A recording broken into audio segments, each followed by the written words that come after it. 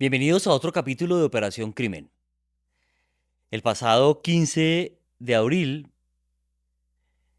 el mundo se conmocionó con una historia no originada en Colombia, pese a que se nos ha vuelto de alguna forma paisaje las situaciones de feminicidio que vivimos en el día a día y que resultan preocupantes, porque pareciera que el feminicidio se hubiera vuelto una especie de pandemia.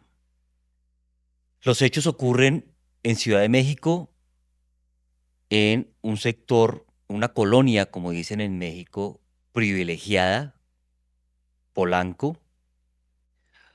Una joven de apenas 27 años que fue Miss Universo Teen unos años atrás,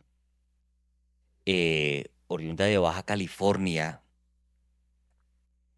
eh, de hecho, y me hace recordar el año pasado, precisamente tuve la oportunidad de estar en una conferencia de un congreso que se hizo sobre criminología en Rosarito, que es del sector de Baja California.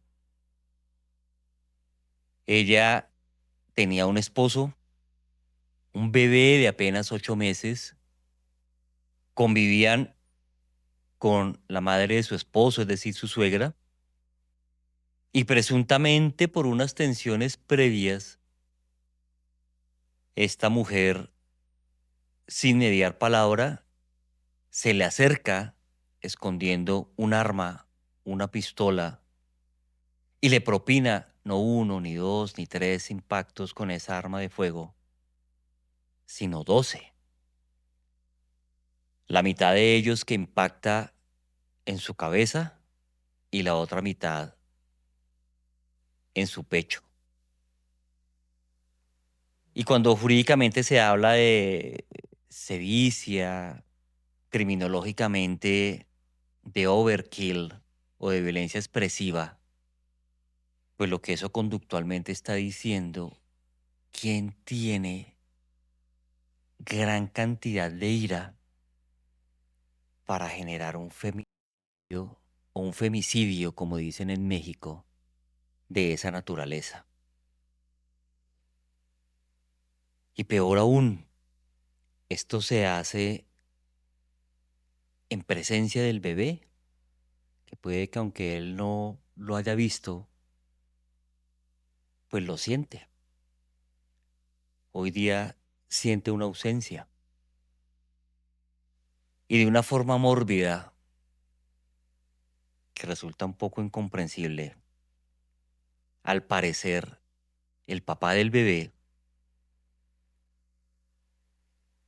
no interviene de manera eficiente en lo que ocurre, denuncia 24 horas después, y al parecer en ese lapso de las 24 horas, usa, que no hay otro término para describirlo, usa, instrumentaliza el cuerpo de su esposa para que el bebé pueda amamantar.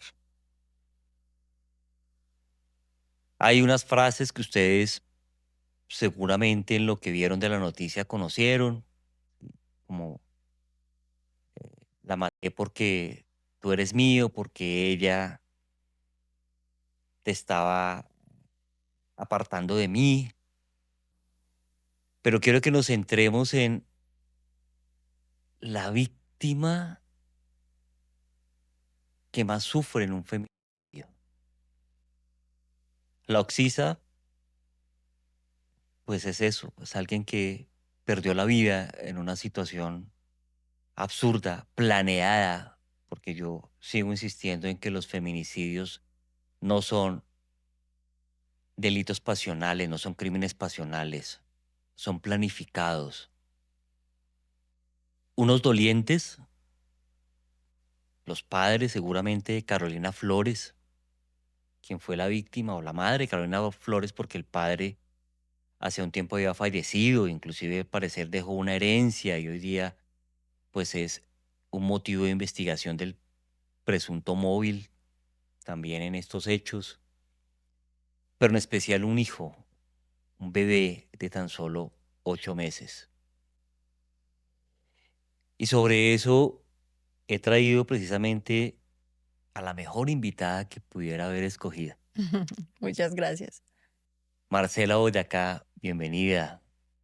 Marcela es periodista, otra de esas buenas periodistas investigativas que ha trabajado en varios programas muy vistos por ustedes. Uno de ellos, lo voy a decir, Cuatro Caminos, con crónicas, con historias muy fuertes en este tema y que hoy día lidera una fundación por los hijos del feminicidio, por las víctimas más vulnerables. Y para comenzar, Marcela, pues quiero que nos hables de eso, de cómo llegas tú precisamente a tener ese propósito, porque sé que es un propósito de vida en el que no solamente estás involucrada tú, sino otras personas, Ujú. que se ha convertido inclusive también en un proyecto de ley que va, gracias a Dios, avanzando muy bien por lo que he tenido la oportunidad de estudiar. Pero quiero que seas tú quien nos lo cuente. Así es. Bueno, primero que todo, gracias por la invitación y por darme este espacio para hablar de este tema tan importante. Efectivamente, como usted lo cuenta, yo siempre le digo Doc, voy a seguir diciéndole Doc. Em, en todos mis años de experiencia en periodismo, yo era siempre la persona que está como detrás del periodista, se llama productor. Y siempre me terminaba relacionando muchísimo con las familias con las que hacíamos las historias. Y esa relación llegaba pues incluso a veces, muchas veces ellos me pedían favores de que les ayudara a redactar cosas, contactos. em, Cuando yo tenía la oportunidad de ir a hacer la reportería con mis compañeros, digamos que uno tiene unos momentos de quietud detrás de cámaras mientras los camarógrafos y el reportero graba, pues uno como productor está pendiente de otras cosas, entre esas yo terminaba siempre hablando con los niños y los niños son esos huérfanos del feminicidio. En ese momento, pues por supuesto yo no los llamaba así, para mí digamos que esa población no tenía tantísima importancia. Eran unos niños que tenían unas situaciones muy difíciles, pero una historia tras la otra me llevó a sensibilizarme demasiado con ellos, también porque yo soy mamá y en esa época mi hijo tenía la edad que más o menos esos niños estaban, digamos, las edades promedios de esos huérfanos. Em, en una que esta anécdota la cuento siempre, nunca lo voy a olvidar, el feminicidio de Sandra Milena Alegría. Ella era una mujer nacida en el Putumayo, viene a Bogotá, digamos, triunfa profesionalmente y logró, digamos, vivir muy cómodamente en un estrato 4. Su hijo vivía en unas muy buenas condiciones, un hijo único, a ella la asesinan. Es víctima de un feminicidio y cuando yo voy a hacer esa reportería, ese niño que acá era estrato 4, hijo único en un buen colegio, vivía en unas condiciones de pobreza muy difíciles. Y pues obviamente me conmovió muchísimo en una casa pues de latas, eh, sin piso, en unas condiciones muy complejas y con él tuve la oportunidad de hablar sobre cómo había cambiado su vida después del feminicidio de su mamá. Y en ese momento, en ese momento estaban en el proceso jurídico y aparentemente había sido su papá quien había matado a su mamá. Entonces, eso me empezó a generar muchas preguntas de qué pasa con estos niños, preguntas que durante muchísimos años, Doc, no tuvieron una respuesta. Y es porque en Colombia en esa época no pasaba nada con los huérfanos del feminicidio.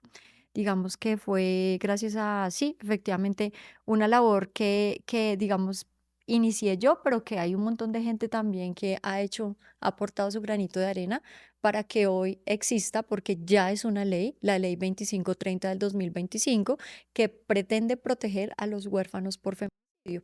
Estamos en este momento en un proceso de implementación, de reglamentar la ley. Ajá, muy bien. Devolvámonos al caso en México. Ujú. Sí. Cuando Marcela supo del caso, cuando lo analizó, ¿qué de similar y de diferente encontró con toda esa gran cantidad de casos que usted ha tenido la oportunidad de conocer de feminicidio.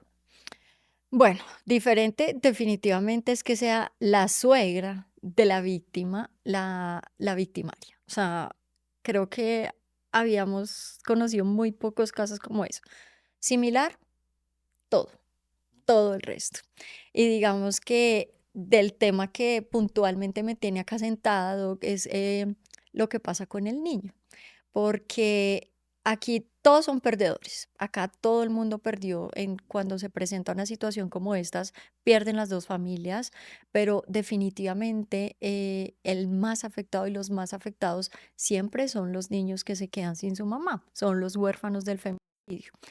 El feminicidio, como me imagino, pues muchos de la audiencia que frecuenta este podcast y de su experticia, Doc, es un delito a puerta cerrada, es un delito íntimo, es un delito que normalmente o comúnmente lo cometen personas que están dentro del núcleo familiar. Pasa muchas situaciones alrededor de los huérfanos del feminicidio, muchas problemáticas, pero una de las más grandes, y México no es ajeno a esto, es que no existen registros oficiales. Gobiernos como los de Colombia y México no tienen registros oficiales sobre cuántos huérfanos del feminicidio existen. Digamos que organizaciones sociales como Huérfanos por Feminicidio tiene un estimado.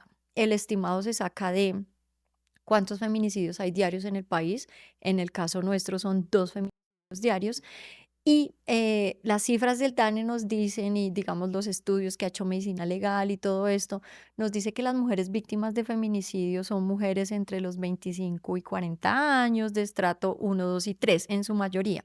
Y el DANE nos dice que ese grupo poblacional más o menos aproximadamente tiene entre 2 y 3 hijos, entre 1 y 3 hijos. Entonces, digamos que nosotros sacamos unas cifras, como decimos coloquialmente, abuelo de pájaro, Ujú. que aproximadamente hay 2 huérfanos por cada mujer. Multipliquemos esto por el número de feminicidios que hay en México, Doc, son muchísimos.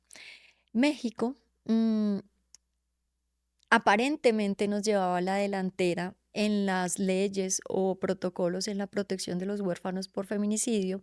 Sin embargo, precisamente para estar acá, estuve haciendo lectura sobre, ellos tienen algo que llaman Plan Nacional de Atención a la Orfandad por Feminicidio. Ajá. Ese plan está desde el 2021.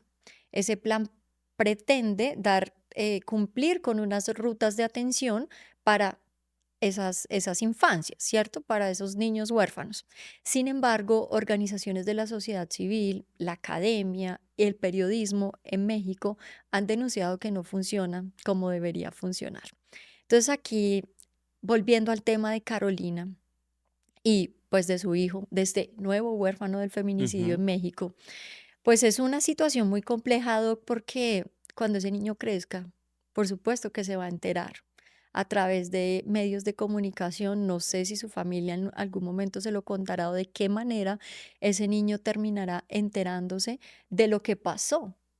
En este momento, hoy que estamos hablando, se presume que su padre podría llegar a tener algún grado de responsabilidad, es decir, el papá del niño. Ujú. Y eso es otra de las grandes problemáticas, Doc, y es que estos niños o estos casos presentan una doble orfandad. Es decir, no solamente se quedan sin su mamá, sino que también en muchos casos, como lo decimos, el feminicidio es un delito íntimo, familiar, digámoslo así, Sí. se quedan sin su papá. Porque pasan muchas cosas. El papá se va a la cárcel, en el caso de Colombia puntualmente, se va a la cárcel porque es el responsable, se suicida porque siente culpa y se da cuenta que cometió un error terrible, o está prófugo durante toda la vida. En cualquiera de los escenarios es un papá ausente. Sumémosle a esto, Marcela, que lo que acabas de decir es supremamente interesante, pero súmale a esto que este niño crezca, evidentemente se entere de la situación porque, primero porque es que terapéuticamente debe ser necesario, Ujú. hay que sabérselo manejar, pero suponiendo que no, pues con toda la facilidad que hay a través de redes de medios de comunicación, es imposible que no se vaya a enterar.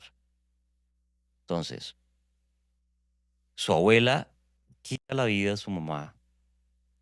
Su papá, al parecer, con esa situación, es cómplice de alguna forma por mucha conducta que genera. Yo sé que a ustedes en el análisis que seguramente han hecho del caso, le generan, le ha generado mucha suspicacia.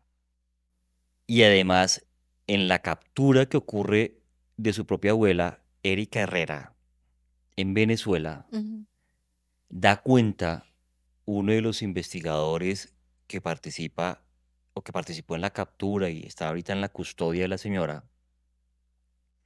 de que ella primero define el crimen como un accidente. Es decir, hay algo que, y yo se los he explicado en podcasts anteriores, es muy propio del perpetrador, del agresor, y son esas distorsiones cognitivas, la manera como él lee, le da esa lectura, esa justificación al crimen.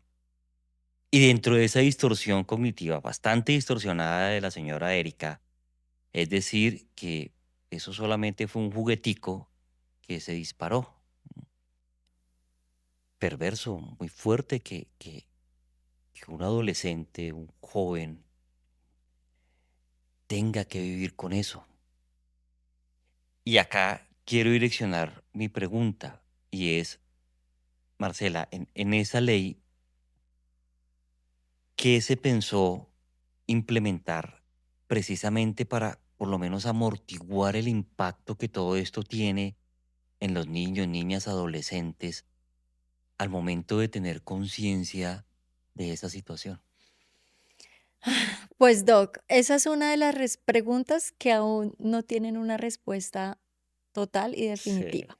Nosotros en la ley contempla que se debe construir por medio del Ministerio de Salud y las autoridades que hagan las veces de, digámoslo así, encargadas de la salud mental y el bienestar de los niños, en este caso, bienestar familiar, por ejemplo, se debe construir un protocolo para la atención psicosocial de estos huérfanos por feminicidio. Ese protocolo hoy no existe todavía. No existe precisamente porque estamos en el proceso de la implementación. Tengo que decirlo aquí, de todas maneras, la ley se aprobó el año pasado en julio. Ujú. Lo que dice el momento de la firma de la ley, donde que el presidente sanciona la ley, es que tenía que estar implementada a partir del 5 de febrero del 2026. Eso no ha pasado. Nosotros desde Huérfanos por Feminicidio hemos tenido varias mesas técnicas con el Ministerio de la Igualdad. También tengo que decir, ellos han tenido una participación activa, están haciendo su trabajo juicioso, pero no es un trabajo fácil, porque el problema al que le estamos, digamos, dando esta atención, pues es un problema enorme que tiene muchas aristas. Entonces, para responder su pregunta, la ley exige que debe haber un protocolo construido por profesionales de la salud, tanto mental como física, para la atención de estos casos. Pero acá también tengo que decir y también un poco hacer un llamado a la audiencia, que es como mi mensaje a donde voy llevando es, este problema necesita atención desde transversal, desde todas las disciplinas, y Así nosotros es. necesitamos que se estudien cuáles son las consecuencias o los fenómenos sociológicos que se dan después de, desde todo punto de vista, Doc, desde lo económico, lo sociológico, lo psicológico, incluso en los medios de comunicación, cuál es el tratamiento que debemos dar, porque, y tenemos casos, uno de esos casos lo voy a citar porque ella lo ha mencionado, digamos, en otros espacios públicos, es el caso de Juliana Celi, la hija de Rosalvira Celi. Ujú. Ella termina enterándose del feminicidio de su mamá. A ella no le contaron lo que realmente pasó porque en ese momento ya tenía aproximadamente unos 12 años. A ella no se lo contaron, por supuesto, era muy difícil. Entiendo a las familias también, me pongo del lado de las familias de yo cómo le cuento esto a mi nieto, Claro. cómo le cuento esto a mi sobrino. Es muy difícil. Sin embargo, ella termina enterándose por un comentario que hizo uno de sus compañeros del colegio. Y ella, pues obviamente en su curiosidad, fue a internet, buscó y se encontró una cantidad de titulares y noticias que contaban, en muchos casos con detalles, detalles innecesarios en algunos momentos, el crimen de su mamá, lo que le pasó a su mamá, a Rosalvira. Entonces ella lo ha manifestado, eso a ella le generó, pues, en su momento rabia, porque ella sintió rabia con su familia porque a mí no me contaron. Digamos que ahora ya ha pasado el tiempo, más de 10 años, y ella dice, los entiendo, pero no debió hacerse así. No debí yo enterarme de esta forma, por supuesto. Entonces, Doc, estamos en la construcción y aprovecho el espacio para que el que se interese por este tema nos ayude, se comunique con nosotros, haga su participación activa si tiene información que considere relevante en la que nosotros podamos, incluso Doc, pues también usted que tiene pues tantísimo conocimiento sobre estos temas, es cómo contarle a un niño el feminicidio de su mamá. Y peor, cuando es el papá el que terminó matando a la mamá. Y mucho peor, Doc, porque tenemos muchos casos como esos cuando los niños son testigos del feminicidio. ¿Mm? ¿A dónde se podrían comunicar quienes quieran participar de manera activa desde su experiencia, desde su profesión, con la Nosotros, fundación? nosotros tenemos redes sociales, estamos en Instagram y en Facebook, somos @huérfanos por feminicidio Colombia, literal. También me pueden buscar en mis redes, estoy como @marcela.b.mesa. Nos pueden escribir también en las redes sociales, está número telefónico, correo electrónico, absolutamente todo. Nosotros somos siempre muy abiertos también porque este proceso ha sido, pues, digamos, como muy con las uñas también, ¿no? Ha sido muy orgánico todo lo que nos ha traído hasta aquí. Claro. Ha sido todo, pues, como mirando de cuál es la mejor forma que podemos hacer lo que queremos hacer. Todo ha sido como un aprendizaje, prueba y error, pero acá estamos. Ya tenemos una ley y estamos participando activamente en el proceso de la implementación.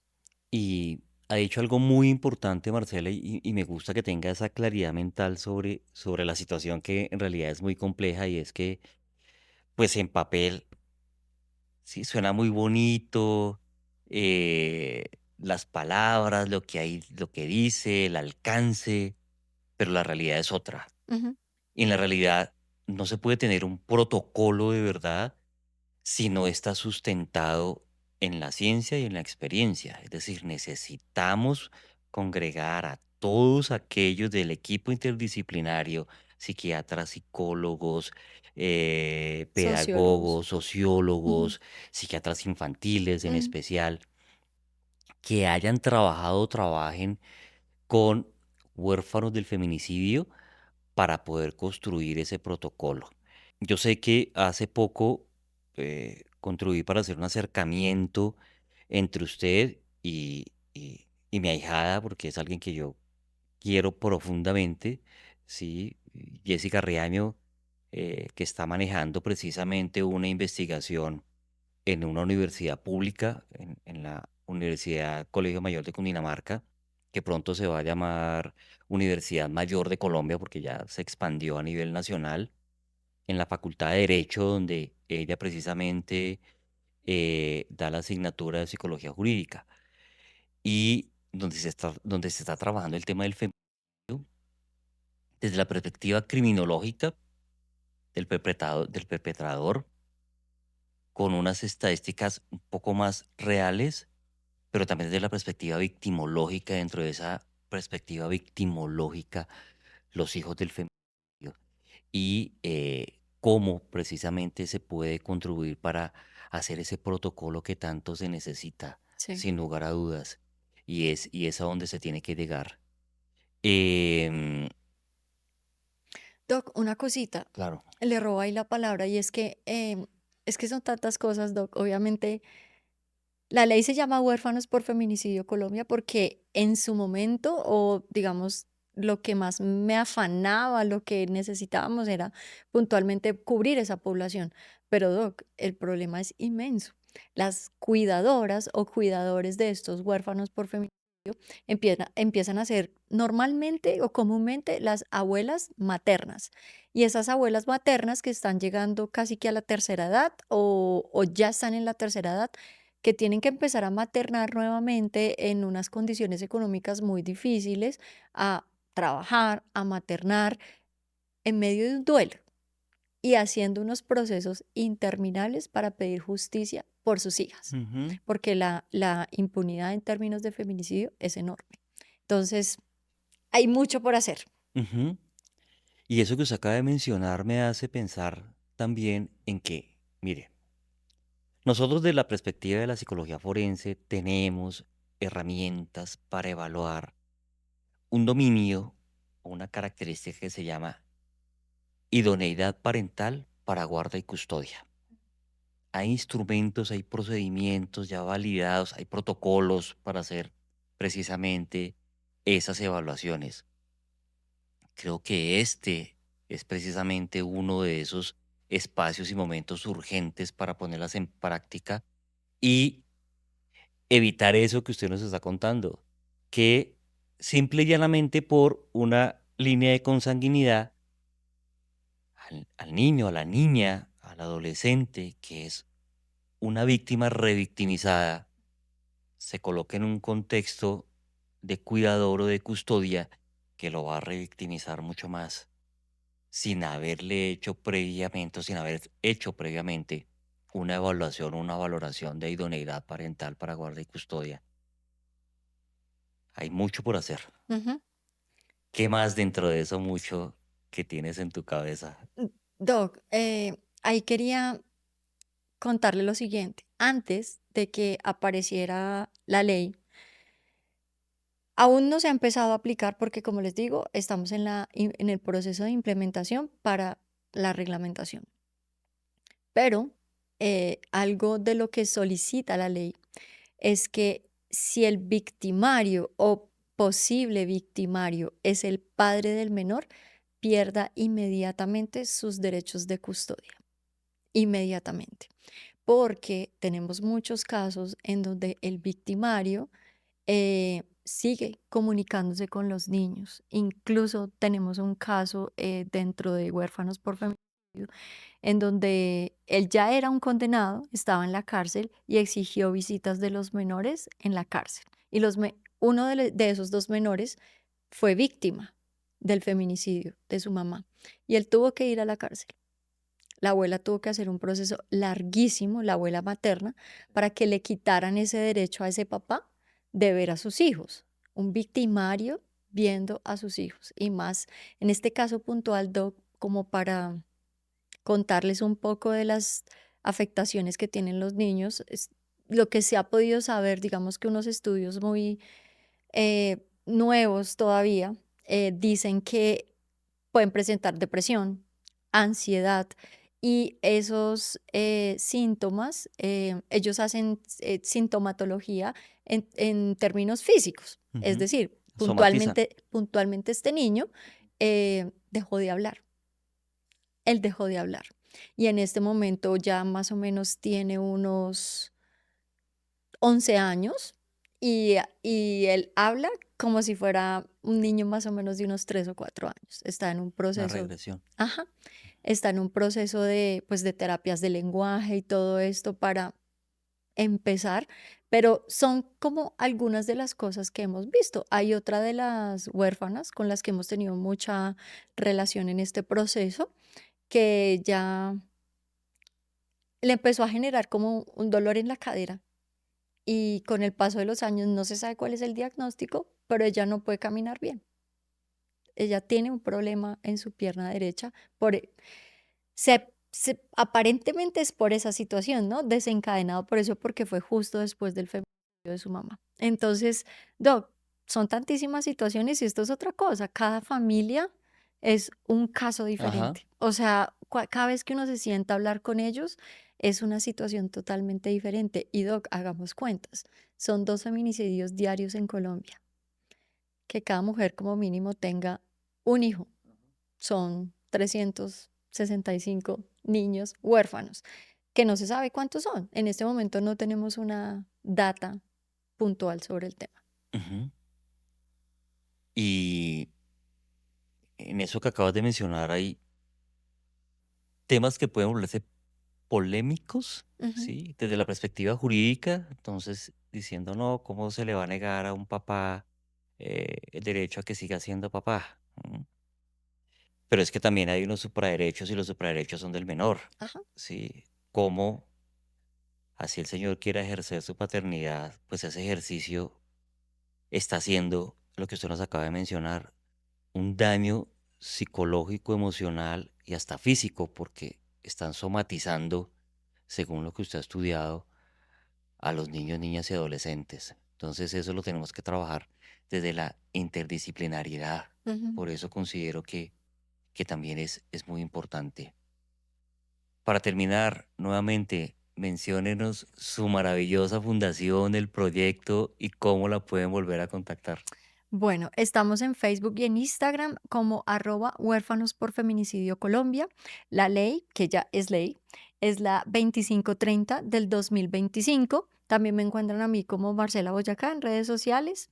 Y bueno, ahí está toda la información, o es correo electrónico, WhatsApp. Nosotros somos siempre muy, muy receptivos en el sentido de atender a la academia, la prensa, porque hace 3 años y medio nosotros nacimos con el único objetivo de visibilizar esta población. Ujú. Y pues hemos dado pasos que consideramos muy importantes, Sí. tanto que ya tenemos una ley y estamos participando activamente en el proceso de implementación. Por supuesto que eso nos hace muy orgullosos, que nos hace sentir una responsabilidad inmensa y pero que estamos con la 10 puesta. Usted sabe que en ese proceso cuenta conmigo. Sabe Muchísimas que también gracias, yo Doc. estoy Claro que sí, comprometido con ese tema, claro que sí. porque además quiero escribir sobre feminicidio y en especial sobre eso, sobre los huérfanos del feminicidio también. Marcela, mil gracias por haber aceptado mi invitación, por haber compartido con nosotros este análisis, los avances en su fundación, en lo que hoy ya es una ley para la protección de los niños huérfanos del feminicidio. Doc, muchísimas gracias por el espacio y bueno, a todos, nos vemos por ahí en las redes sociales.